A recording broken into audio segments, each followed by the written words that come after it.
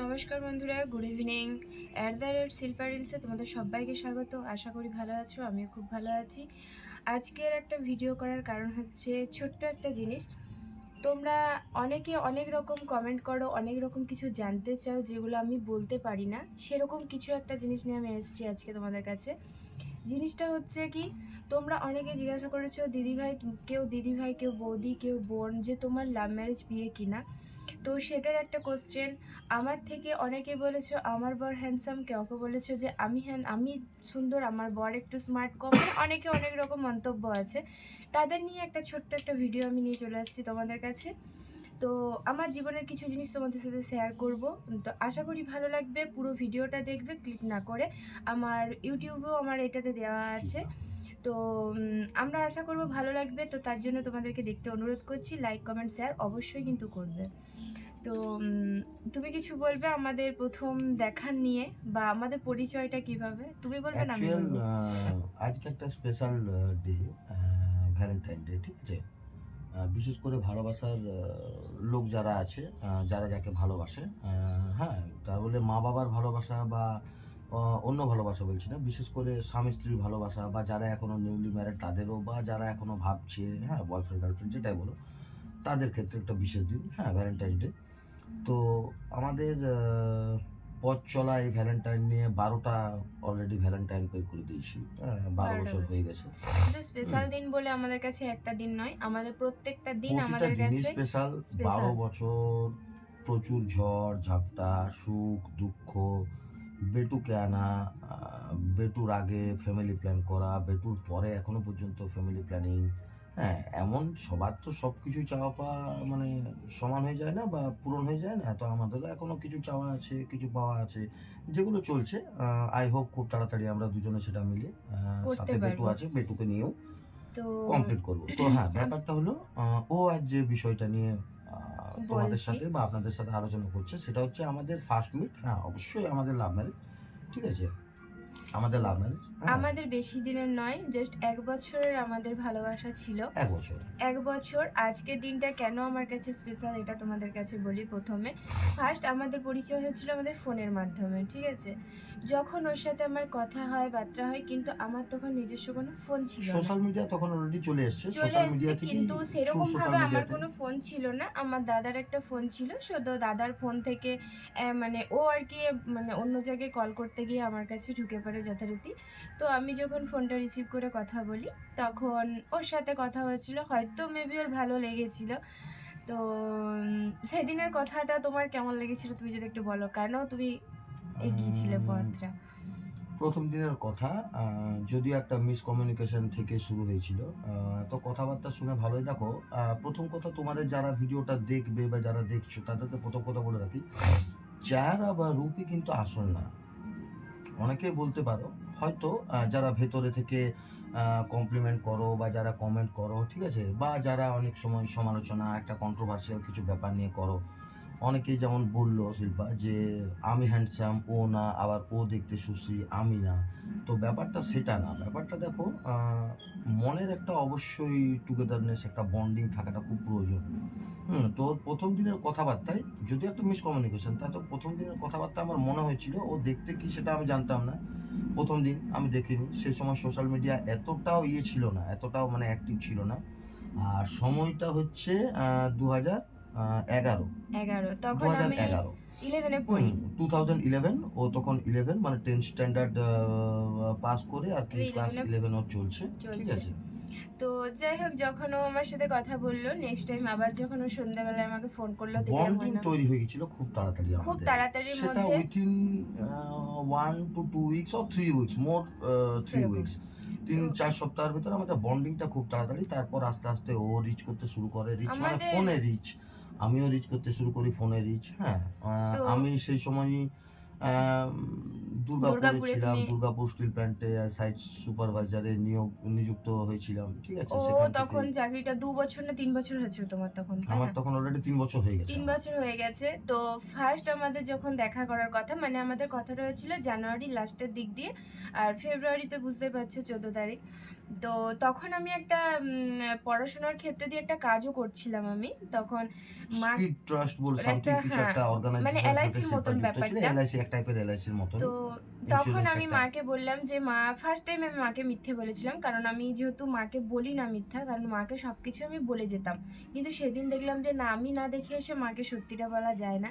যাই হোক, মাকে তখন আমি বললাম যে মা, ও আমার একটু বলেছিল মিটিং আছে। দুর্গাপুরে একটা মিটিং বর্ধমানে বর্ধমানে বলেছিল একটা বোধহয় মিটিং কিছু আছে, অর্গানাইজাররা কিছু একটা কিছু ইয়ে করবে, তো সেখানে আমি যাব। সেখানে আসে। তো আমাকে যখন ও বলেছিল যে বর্ধমানে স্টেশনে তুমি দাঁড়িয়ে থাকবে, ওখানে আমি তোমার সাথে গিয়ে মিট করব। আবার আমি কেন বর্ধমানে গেছিলাম না, তখন আমার ফ্রেন্ড সার্কেলে অনেকেই কিন্তু বর্ধমানে অলরেডি পড়াশোনা চালাচ্ছে তখন ওই কারণে। বর্ধমানে ছিল, পড়াশোনা তো চালাচ্ছিল। দেখো, যেহেতু আমি দেখি না আমার ভেতরে, হ্যাঁ আমি এটা বলতে পারি, একটা প্রথম কথা আগে বলে দিই, আমি যথেষ্ট, মানে ওর তুলনায় আমি কিন্তু কিছুই না, জিরো।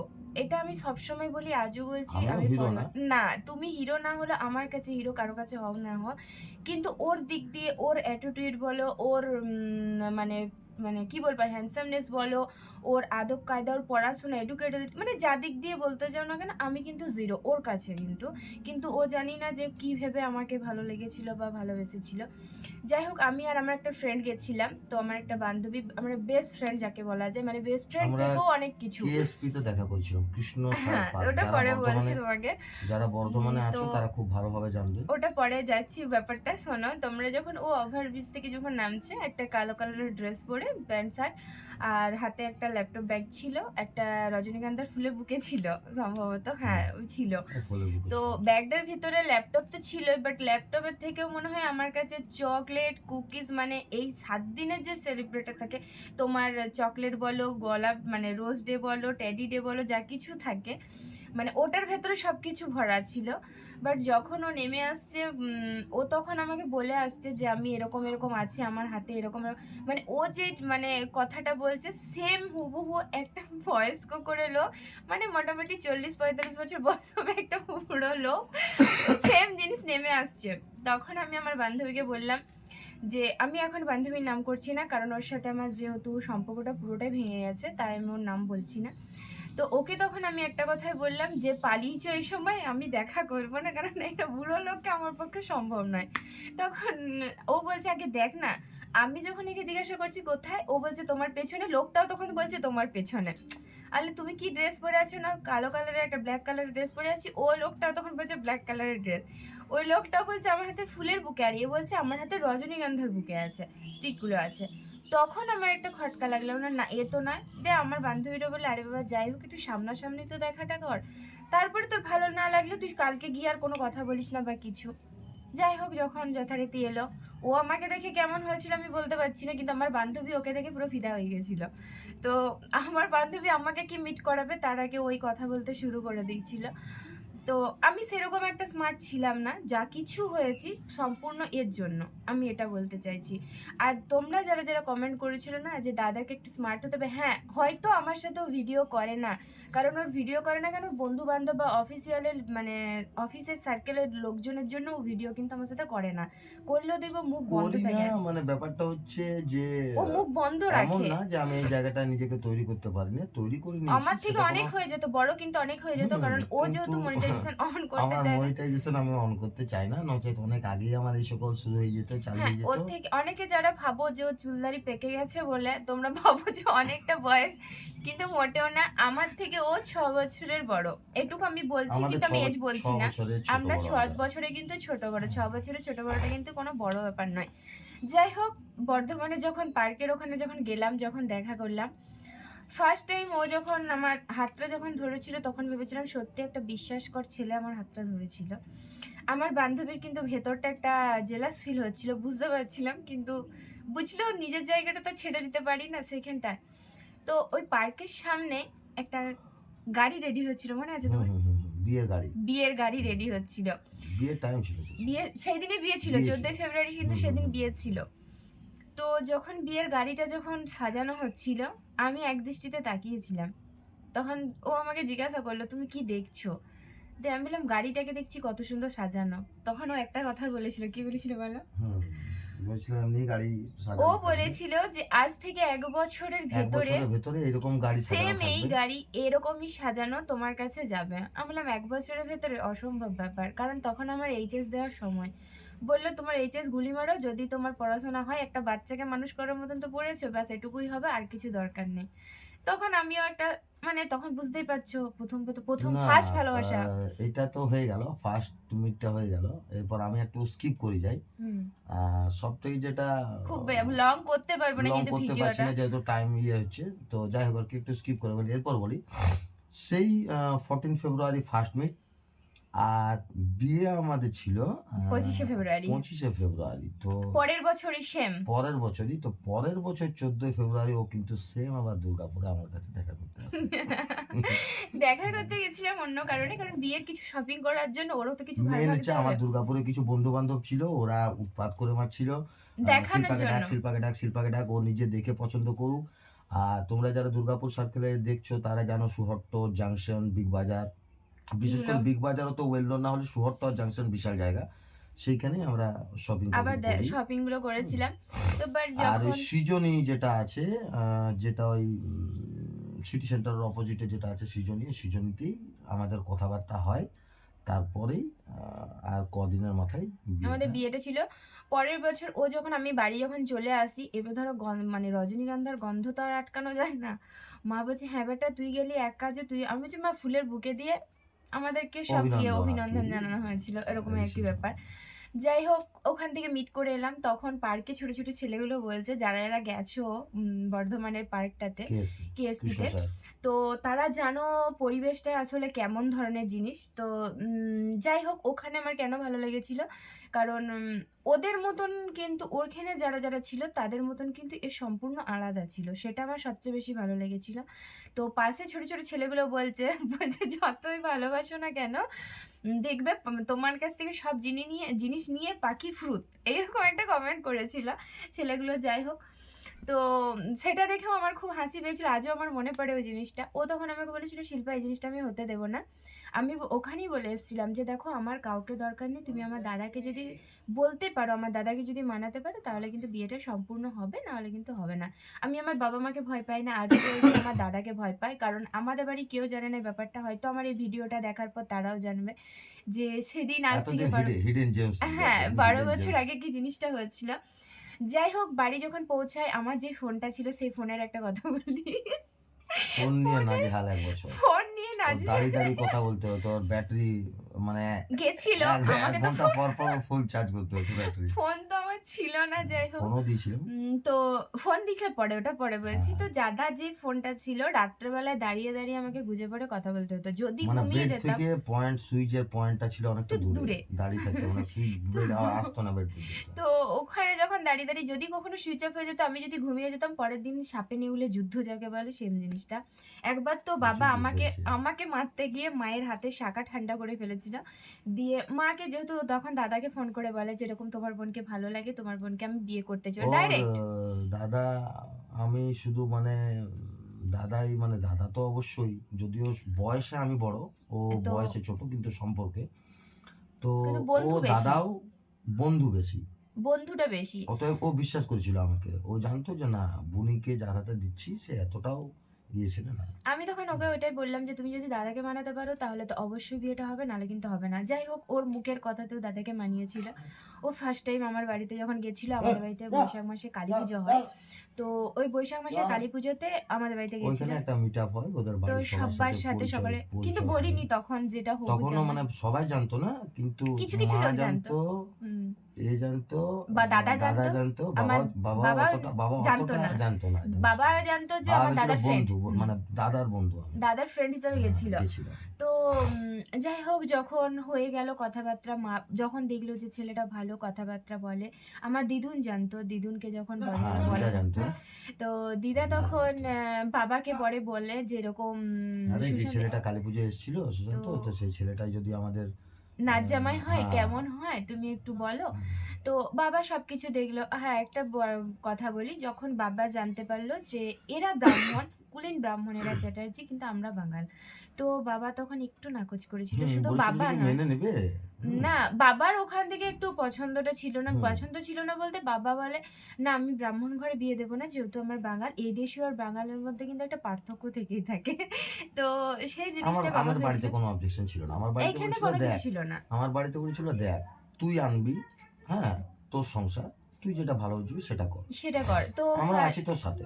মাকে এইটুকুই। ফার্স্ট টাইম যখন দিয়েছিল ফোনটা, এমন তখন না কথা আমি মা বলেছিলাম। বাবাকে ছেড়ে দিয়েছি। আমিও সেই ফ্যামিলি ম্যান। আমি মা, বাবা, সংসার সবাইকে নিয়ে আমি আছি। তো মারা রাজি হয়ে গেছিল। ফার্স্ট আমাকে মা দেখতে গেছিল। তারপরে বাবা আর মা দুজনে মিলে দেখে এসেছিল। আমাদের বাড়ি থেকে ২-৩ বার এসেছিল। এসে যাই হোক দেখাশোনা হলো, যখন কথাবার্তা হলো। তো যাই হোক যখন দেখা সাক্ষাৎ কথা হয়ে গেছিল, কিন্তু ঝগড়াটা বেশি হতো। এর তখন দুর্গাপুর ডিএসপিতে অফিসে এর একটাই ফোনের রিংটোন ছিল তখন, আপনি যে নাম্বারে ফোন করছেন সেটি এই মুহূর্তে ব্যস্ত আছে। মানে ওর অফিসের লোকগুলো কি ভাবতো না এটা ওর যে কলার টিউন লাগানো আছে। হ্যাঁ, হ্যাঁ। ভাবতো যে এটা বোধহয় এটা কলার এই টিউন লাগানো সবসময় আছে। অফিসে যেই ফোন করতো সবসময় একই জিনিস। একই কথা, মানে আমি বহু কথা ঝাড়ও খেয়েছি, কেমন কেমন এজিএম, কেমন কেমন ডিজিএম, কেমন কেমন জিএম। তো মেন ব্যাপার হচ্ছিল কি বলতো, যে কথা হোক আর না হোক ফোন কিন্তু আমার লাগানো থাকবে। তো যখন ওই ফোনের ঝামেলার জন্য যখন একদিন প্রচণ্ড মানে পরিমাণে ঝামেলা হয়ে যায়, তখন বাবা কি করেছে, তখন তো সবাই জানাজানি হয়ে গেছিল। দিয়ে বাবা কি করেছে, আমাকে এক চড় মারতে গিয়ে মা আটকাতে গেছিল। ফার্স্ট টাইম বাবার হাতে চড় খেতে গেছিলাম, তাও খেতে পারিনি। হয়ে গেছে? তো মায়ের শাখাটা ঠান্ডা হয়ে গেছিল। যখন হ্যাঁ, ঠিক আছে। মায়ের শাখাটা যখন ঠান্ডা হয়েছে, তখন বাবা বলছে এ কেমন একটা ছিল। ক্লাসে সবাই মিলে খেলেছো না? তো যাই হোক বাবা তখন একটা কথাই বললো, যে ছেলে বিয়ের আগে এত কাঁদায় সেই ছেলে বিয়ের পর আমার মেয়েকে কেমন রাখবে, আমি ওই ছেলের সাথে বিয়ে দেবো না। বাবার একটা রাগ রাগ মেজাজ। যাই হোক ওকে তখন আমি বললাম, মানে ওর কি বলতো, ওর ধারণা হচ্ছে যে হয়তো পাশে কারোর সাথে কথা বলছি, অন্য মানে একটা অন্যরকম ব্যাপার ছিল। একটু ডাউটফুল ছিল। এটা যেহেতু কেন বলতো হয়েছিল, প্রথম দিন আমার লং friend- ডিস্টেন্স, মানে হচ্ছে না, লং ডিস্টেন্স, ডাউটফুল। তার সাথে আর আমার তার যে সাথে আমার যে ফ্রেন্ড ছিল সেই ফ্রেন্ড দেখলো যে অন্য নেচারের একটা, তাহলে শিল্পা কেমন হতে পারে এটাই। কিন্তু আমি এটা বলতে পারি, আমার ফার্স্ট লাভ ফার্স্ট বিয়ে, এটাই আমার শেষ, এটাই আমার প্রথম, এটাই আমার সবকিছু, তাই তো। আর তোমার? আমার অবশ্যই সেটাই, মানে আরো কিছু বলবে নাকি তুমি? না, না, কিছু গোপন রেখো না। না, না, না। এই ভিডিওটা করার একটাই মাত্র কারণ হচ্ছে, আজ না হোক হয়তো, জানি না, মরা বাঁচার কথা কেউ কারো বলতে পারে না। তখন আমার ছেলেরা ভবিষ্যতে, আমার ছেলেরা, আমার নাতিপুতিরা হয়তো বছরের পর বছর এই জিনিসটা দেখবো, দাদু বলবে ঠাম্মার দাদু লাভ ঠাকুমা, স্টোরি আর দাদু কি। ঠাকুমা ভিডিও করে গেছিল। তো এটার জন্যই আমাদের এটা করা। তো যাই হোক ঠিক অ্যাকচুয়ালি এখন সোশ্যাল মিডিয়া একটা মেমোরি মেমোরি হিসাবে ওটার জন্য, আর বিশেষ করে আমি এই কাজের সঙ্গে যুক্ত আছি বলে এই জিনিসটা করা। তো যাই হোক তখন দেখা সাক্ষাৎ না বেশি হয়নি, ১ বছরে হয়তো ২ বার না ৩ বার জাস্ট দেখা হয়েছিল। 3 বার 3 টাইমস। দেখা হয়েছিল একবার বিয়ে শপিং করতে, মাঝে একবার, মাঝে আর একবার, আর ওই প্রথম ফার্স্ট একবার। টাইমে যা। First time. তো ওই ৩ বারই যা দেখা হয়েছিল। বাকি যা ফোন ও কনভারসেশন ফোন। তারপরে ওই ফোনের জ্বালায় ও তখন আমাকে বললো, তুমি এই সকল রাখো, আমি তোমায় একটা ফোন দিচ্ছি। তখন একটা পাতি সেট কিনে দিয়েছিল। কিসের সেট ছিল? নোকিয়া। নোকিয়া একটা পাতি সেট কিনে আমিও দিয়েছিল। নোকিয়া ইউজ করতাম, ওকেও নোকিয়া তো দিয়েছিল।